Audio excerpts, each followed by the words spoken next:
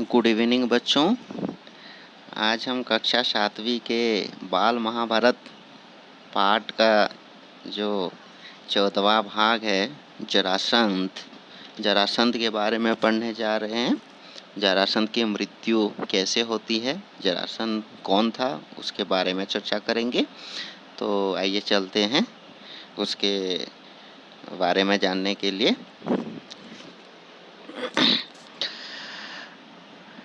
इंद्रप्रस्थ में पांडव न्यायपूर्वक शासन कर रहे थे। इससे पहले हम लोग बच्चों इंद्रप्रस्थ के बारे में जान चुके हैं। इंद्रप्रस्थ कैसे खांडव प्रस्थ को इंद्रप्रस्थ बनाया गया और कैसे वहाँ पांडव 23 वर्ष तक सुखी अपने जीवन यापन करते हैं, राज्य चलाते हैं, उसके बारे में चर्चा हो चुकी है। तो आज इंद्रप्रस्थ के बारे में चर्चा करेंगे। देखो, इंद्रप्रस्थ में पांडव जो है न्यायपूर्वक शासन कर रहे थे।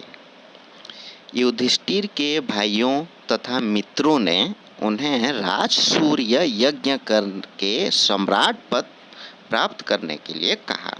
जो तो राजा होते हैं, राजाओं का जो राजा होता है उसको सम्राट कहा जाता है। यानी अगर किसी राजा के अधीन में 3, 4, 5, 6 मतलब अधिक ज़्यादातर राज्य अगर उसके अधीन में आए तो वो सम्राट कहलाता है। तो जो युधिष्ठिर के भाई तथा उनके मित्र राजसूय जो सम्राट बनने से पहले जो यज्ञ किया जाता है उसको राजसूय यज्ञ कहा जाता है। तो सभी कहते हैं कि आप राजसूय यज्ञ करके आप सम्राट बनिए। युधिष्ठिर ने इस संबंध में विचार करने के लिए श्री कृष्ण को द्वारिका से इंद्रप्रस्थ बुलाया। श्री कृष्ण ने कहा कि मगध देश के राजा जरासंध के रहते हुए आप सम्राट पद नहीं प्राप्त कर सकते हैं, क्योंकि जरासंध का लोहा सभी मानते हैं। श्री कृष्ण आकर कहते हैं कि मगध देश का जो राजा है जरासंध, वो है आप को वो राजा के रूप में नहीं मानेगा और वो बहुत शक्तिशाली है, और वो अगर सभी लोग राजा मानेंगे तभी तो ये सम्राट कहलाएंगे ना। तो श्री कृष्ण कहते हैं कि मगध का जो राजा है जरासंध, वो आपको नहीं मानेगा राजा के रूप में, तो उसके अगर न मानना अगर होता है तो आप सम्राट नहीं कहलाएंगे। तो उसके बाद हाँ, जरासंध को मतलब सब लोग डरते हैं, लोहा भी मानते हैं, ठीक है। और शिशुपाल जैसे शक्तिशाली राजा भी उसकी अधीनता स्वीकार कर चुके हैं। शिशुपाल जो है इतने शक्तिशाली राजा होते हुए भी जरासंध को वो डरता है, यानी जरासंध की अधीनता स्वीकार कर चुका है शिशुपाल। श्री कृष्ण स्वयं 3 वर्ष तक जरासंध के साथ लड़कर मतलब पीछे हट गए थे। श्री कृष्ण जो है जरासंध के साथ युद्ध करके वो भी पीछे हट गए थे। मतलब उन जरासंध की मृत्यु श्री कृष्ण के हाथ नहीं हुई थी, वो भी बहुत शक्तिशाली था, इसीलिए श्री कृष्ण भी उनको भी पीछे हटना पड़ा था। उन्हें मथुरा छोड़कर द्वारिका में रहना पड़ा था। जरासंध से युद्ध किए बिना आपका राजसूय यज्ञ सफल नहीं हो सकता। ये श्री कृष्ण समझाते हैं कि मैं भी उसके साथ युद्ध किया हूँ और वो बहुत शक्तिशाली है। शिशुपाल भी उसको राजा मानता है, शिशुपाल भी उसके अधीन में है, और अगर उसको आप हराएंगे, उसको आप अधीन में लाएंगे, तभी आप सम्राट पद के उत्तराधिकारी बन सकेंगे, आपका राजसूय यज्ञ जो है सफल होगा। इस पर युधिष्ठिर जो है उसी में संतुष्ट रहने की बात कहकर राजसूय यज्ञ करने का विचार छोड़ देने की बात कहते हैं। तो भीम कहता है कि यदि श्री कृष्ण वह और अर्जुन मिलकर प्रयास करें तो वे जरासंध को भी पराजित कर सकते हैं। भीम कहता है कि आप ऐसे क्यों कह रहे हैं, जब युधिष्ठिर कहता है कि नहीं, अगर जरासंध इतने शक्तिशाली है, श्री कृष्ण भी उससे मतलब पीछे हट चुके हैं, तो हम क्या, मैं और मुझे कुछ नहीं बनना है, ऐसे कहकर मतलब मुझे जो है सम्राट वम्राट नहीं बनना है, ऐसे कहकर वो पीछे हट जाते हैं। लेकिन भीम कहता है नहीं, अगर मैं श्री कृष्ण और अर्जुन मिलकर अगर प्रयास करेंगे तो जरासंध को जरूर पराजित कर सकते हैं। श्री कृष्ण भीम और अर्जुन को लेकर जरासंध की जेल में बंद निर्दोष राजाओं को छुड़ाने के लिए तैयार हो जाते हैं, क्योंकि जरासंध जो है बहुत शक्तिशाली था और बहुत सारे राजाओं को वो बंदी बनाकर रखा था अपने राज्य में, अपने जेल में। तो श्री कृष्ण भीम और अर्जुन जो है उसके राज्य में जाते हैं, उसके अधीन में जो बंदी बनकर राजा हैं उनको छुड़ाने के लिए। युधिष्ठिर यह उचित नहीं समझता। अर्जुन तैयार हो जाता है, इस पर जरासंध से युद्ध करने का निश्चय हो जाता है। ठीक है, अर्जुन तैयार हो जाता है जाने के लिए, लेकिन युधिष्ठिर को थोड़ा अच्छा नहीं लगता और जरासंध के साथ युद्ध करने की भी निश्चय कर लेते हैं भीम, कृष्ण और आपका अर्जुन।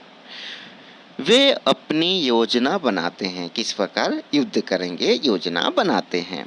श्री कृष्ण भीम और अर्जुन बलकल पहनकर तथा हाथ में कुशाल लेकर व्रती लोगों का सा वेश बनाकर जरासंध की राजधानी में पहुंचते हैं। मतलब तुम्हारे जो गेरुआ वाले वस्त्र पहनकर, गेरुआ वाले जो बाबाजी या फिर साधु संत का वस्त्र होता है, उस प्रकार के वस्त्र पहनकर हाथ में लकड़ी लेकर वो जरासंध के राजधानी में पहुंच जाते हैं।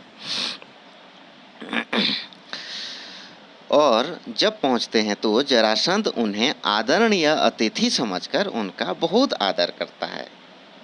जरासंध के स्वागत का भीम और अर्जुन उत्तर नहीं देते तो श्री कृष्ण जरासंध को बताते हैं कि उनके दोनों साथियों ने मौन व्रत लिया हुआ है, क्योंकि भीम और अर्जुन जो है गुस्से में है, वो क्या बोलेंगे समझ में नहीं आ रहा है, इसीलिए वो कुछ नहीं बोलते हैं। और श्री कृष्ण उनके तरफ से जवाब देते हैं कि मेरे दो साथी जो हैं वो मौन व्रत पर हैं। वे आधी रात के बाद व्रत खोलने को ऐसे व्रत रखे, मतलब आधी रात के बाद व्रत खोलेंगे ऐसे कहते हैं। जरासंध ने उन पर विश्वास कर उन्हें यज्ञशाला में ठहरा दिया। जरासंध विश्वास कर लेता है इनके ऊपर और उनको यज्ञशाला में ठहरने के लिए, रहने के लिए जगह देता है। आधी रात के बाद जब जरासंध उनका हाल चाल पूछने आया तो उनके रंग ढंग देखकर उसके मन में शंका हुई। आधी रात को आता है, थोड़ा ये साधु संत लोग हैं, कैसे हैं, ठीक से हैं कि नहीं, ऐसे हाल चाल पूछने आता है जरासंध, तो इनका जो है वेशभूषा चेंज हो गया था। ये देखकर जरासंध को शंका, डाउट्स होता है। पूछने पर तीनों ने सही हाल बताकर उससे द्वंद्व युद्ध करने की इच्छा व्यक्त की। भीमसेन और जरासंध में कुश्ती प्रारंभ हो गई। भीमसेन और जरासंध में युद्ध आरंभ हो जाता है, कुश्ती आरंभ हो जाती है। उनकी यह कुश्ती लगातार 13 दिन और 13 रात, यानी 13 दिन 13 रात तक चलती रही। दिन रात 13 दिन तक वो दिन रात जो है युद्ध करते रहे, कुश्ती करते रहे। 14वें दिन जरासंध थककर थोड़ी देर रुका तो श्री कृष्ण का संकेत पाकर भीम ने जरासंध को उठाकर चारों ओर घुमाया तथा जोर से जमीन पर पटक दिया और जरासंध की मृत्यु हो जाती है। 14वें दिन जरासंध थोड़ा रेस्ट करने के लिए थक जाता है, तो थोड़ा रेस्ट करने के लिए रुकता है, तो श्री कृष्ण के सलाह पर, श्री कृष्ण के संकेत पाकर भीम जो है उसको उठाता है, चारों ओर घुमाता है और जोर से जमीन पर पटक देता है। तो इससे क्या होता है, जरासंध मर जाता है। ठीक है।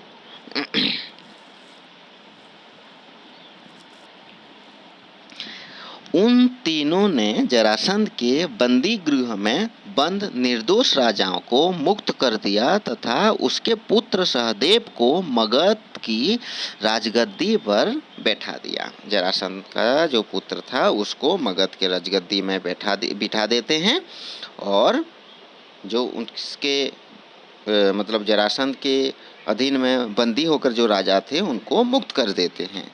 जरासंध के वध के बाद पांडवों ने विजय यात्रा की तथा देश के समस्त राजाओं को महाराज युधिष्ठिर की अधीनता में ले आए। जरासंध मर गया तो बाकी जो है उनके पांडवों के अधीनता में आ जाते हैं।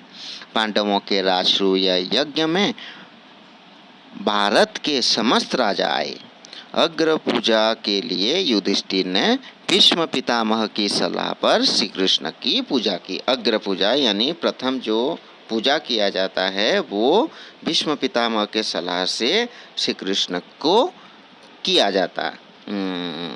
भीष्म पितामह के सलाह से श्री कृष्ण की पूजा की, मतलब श्री कृष्ण की पूजा पहले करते हैं। यह कार्य चेदी नरेश शिशुपाल को अच्छा नहीं लगा। जो शिशुपाल जरासंध को डर कर कुछ नहीं बोलता था तो वो शिशुपाल भी अपोज करता है। उसने युधिष्ठिर को बुरा भला कहा तथा कुछ राजाओं को लेकर सभा से बाहर निकल गया। जो बहुत राजा आए हुए थे उनमें से कुछ राजा को लेकर वो बाहर चला जाता है, युधिष्ठिर को बुरा भला कहता है। युधिष्ठिर इन राजाओं को समझाने लगे। शिशुपाल ने अपनी हठ नहीं छोड़ी तो उसमें और श्री कृष्ण में युद्ध होने लगा। शिशुपाल को जितना समझाने के बाद भी शिशुपाल नहीं समझता है। श्री कृष्ण गुस्सा कर जाते हैं। उसके बाद शिशुपाल और श्री कृष्ण में युद्ध होता है। ये तो जानते ही हैं कैसे शिशुपाल की मृत्यु होती है, उसको कैसे मारते हैं अपने सुदर्शन चक्र से। ठीक है, अंत में शिशुपाल मारा गया और राजसूय यज्ञ पूरा हुआ। युधिष्ठिर को राजा धीराज की पदवी प्राप्त हुई, यानी सम्राट की पदवी प्राप्त हुई। और उसके बाद ये पाठ आपका खत्म होता है। ये जरासंध वाला जो भाग है वो खत्म होता है। तो हम जान गए कि जरासंध मगध का राजा था और वो बहुत शक्तिशाली था। जरासंध को मतलब बड़े बड़े उससे श्री कृष्ण भी डर कर चले गए थे। बड़े बड़े योद्धा उसको हरा नहीं पा रहे थे, लेकिन भीम के साथ युद्ध होने पर भीम उसको मार देता है। और उनके बीच कितने दिन की युद्ध हुआ था? 13 दिन 13 रात की युद्ध होने के बाद 14वें दिन उसकी मृत्यु होती है। भीम उसको मार देता है। तो इसको हम आगे फिर देखेंगे।